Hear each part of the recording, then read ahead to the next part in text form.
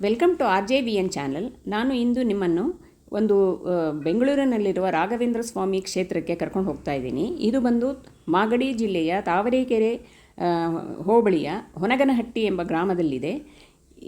ಇದನ್ನು ಇಲ್ಲಿ ಕಲಿಯುಗ ದೈವವಾದ ಶ್ರೀ ರಾಘವೇಂದ್ರ ಸ್ವಾಮಿಗಳು ಪವಾಡಗಳನ್ನು ಮಾಡ್ತಾ ಇದ್ದಾರೆ.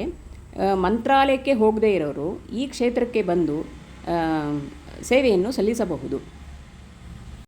ಇಲ್ಲಿ ರಾಯರು ಪವಾಡಗಳನ್ನು ಮಾಡ್ತಾ ಇದ್ದಾರೆ.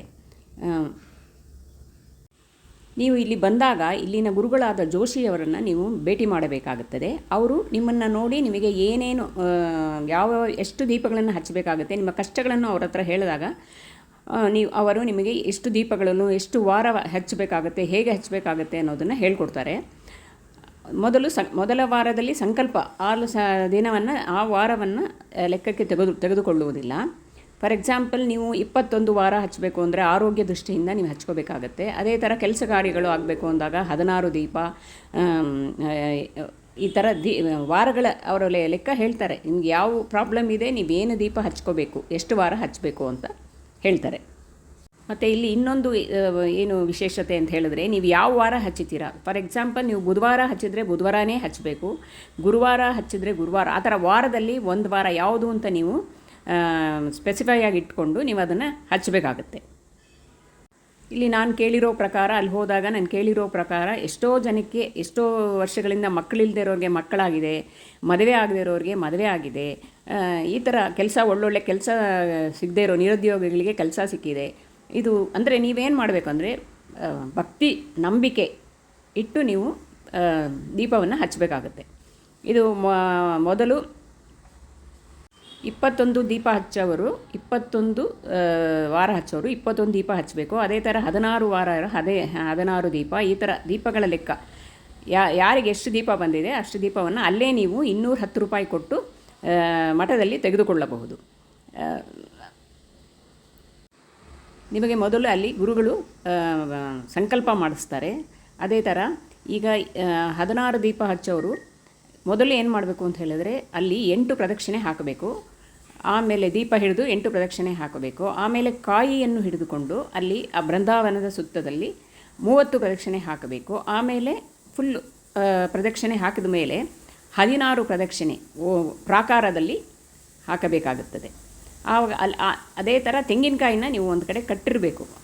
ಮುಂದಿನ ವಾರ ಹೋದಾಗಲೂ ಅಷ್ಟೇ ಅದೇ ತೆಂಗಿನಕಾಯಿನ ಎಲ್ಲಿ ಜಾಗದಲ್ಲಿ ಕಟ್ಟಿದ್ದೀರಾ ಅಲ್ಲಿ ನೋಡಿ ತೆಗೆದುಕೊಂಡು ಈ ಸೇವೆಗಳೆಲ್ಲ ಮಾಡಿದ ಮೇಲೆ, ಇಲ್ಲಿ ಎಷ್ಟೋ ಜನ ಹೇಳಿರೋ ಪ್ರಕಾರ ಅವರ ಅಭಿಲಾಷೆಗಳನ್ನು ರಾಯರು ನೆರವೇರಿಸ್ತಾ ಇದ್ದಾರೆ. ಆದರೆ ನಿಮಗೆ ಒಂದೇ ಒಂದು ಭಕ್ತಿ ಮತ್ತು ನಂಬಿಕೆ ಬಹಳ ಮುಖ್ಯವಾಗಿರುತ್ತದೆ. ಯಾರು ಮಂತ್ರಾಲಯಕ್ಕೆ ಹೋಗಲು ಸಾಧ್ಯವಿಲ್ಲವೋ ಅವರೆಲ್ಲ ಈ ಹೊನಗನಹಟ್ಟಿಗೆ ಬಂದು ರಾಯರಿಗೆ ಸೇವೆಯನ್ನು ಮಾಡಬಹುದು.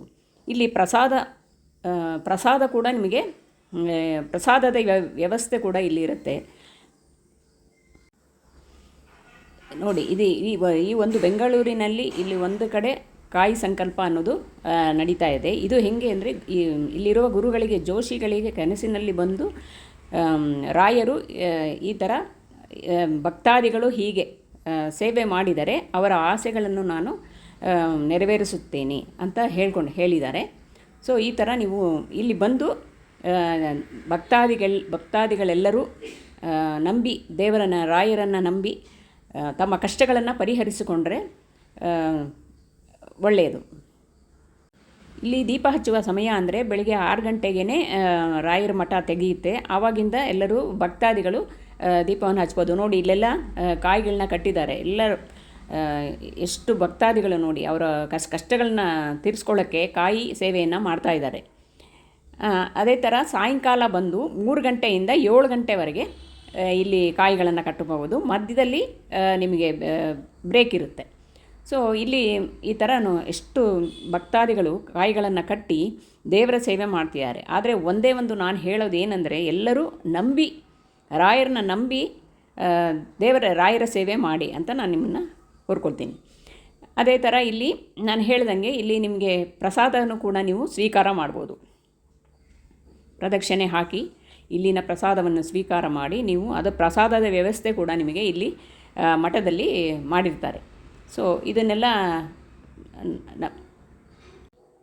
ತಾವೆಲ್ಲರೂ ಬಂದು ಒಮ್ಮೆ ಭೇಟಿ ಕೊಟ್ಟು ರಾಯರ ಸೇವೆ ಮಾಡಿ ಕೃತಾರ್ಥ ಆಗಿ. ಈ ಈ ನೋಡಿ ಇಲ್ಲೆಲ್ಲ ಪ್ರಸಾದನ ಎಲ್ಲ ಸ್ವೀಕರಿಸ್ತಿದ್ದಾರೆ. ನಿಮಗೆ ಈ ಕಂಟೆಂಟ್ ಇಷ್ಟ ಆಗಿತ್ತು ಅಂತ ಹೇಳಿದ್ರೆ ದಯವಿಟ್ಟು please share, like and subscribe ಮಾಡಿ. ನೀವು ಒಮ್ಮೆ ಹೊನ್ನಗನ ಕ್ಷೇತ್ರಕ್ಕೆ ಭೇಟಿ ಕೊಟ್ಟು ರಾಯರ ಕೃಪೆಗೆ ಪಾತ್ರರಾಗಿ. ಈ ಕಂಟೆಂಟ್ ನಿಮಗೆ ಇಷ್ಟವಾಗಿತ್ತು ಅಂತ ಹೇಳಿದ್ರೆ ದಯವಿಟ್ಟು ಲೈಕ್, ಶೇರ್ ಆ್ಯಂಡ್ ಸಬ್ಸ್ಕ್ರೈಬ್ ಮಾಡಿ. Thank you.